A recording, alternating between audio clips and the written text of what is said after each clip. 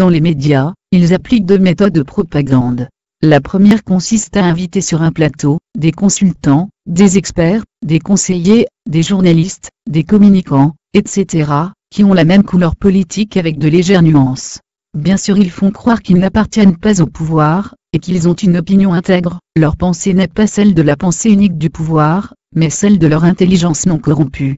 Ces collabos ont compris que s'ils répétaient la propagande de l'État, ils seront souvent invités, alors que s'ils contredisent la parole du gouvernement, ils seront remplacés. Leur notoriété est touchée. Si vous n'êtes pas idiot, vous avez remarqué, ceux qui osent contredire la pensée unique, ils sont écartés de l'antenne. C'est une sorte de corruption.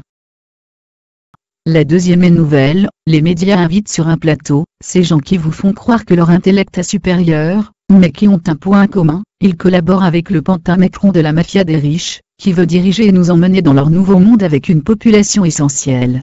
Cette mafia se donne bonne conscience en pensant que c'est la seule solution pour sauver la planète et l'humanité. Ce sont des complotistes et des propagandistes.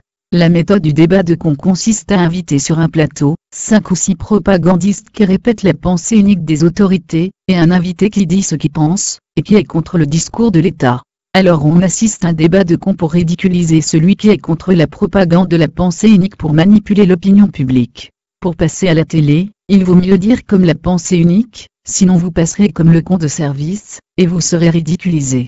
Ces débats de con ont pour rôle de manipuler les téléspectateurs. Les gens, pour ne pas passer pour un idiot, répètent les argumentations de ces intello collabos.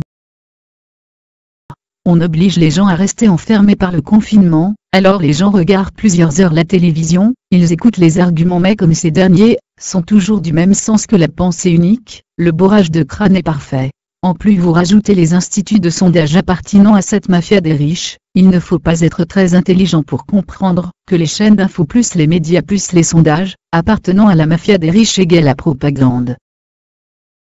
On formate les gens à répéter la propagande, sinon vous êtes moqué de complotistes. On vous manipule pour vous emmener dans le nouveau monde des riches. Réveillez-vous, sinon l'avenir de vos enfants et petits-enfants seront compromis, s'ils ne font pas partie de la population essentielle. Ils devront être soumis.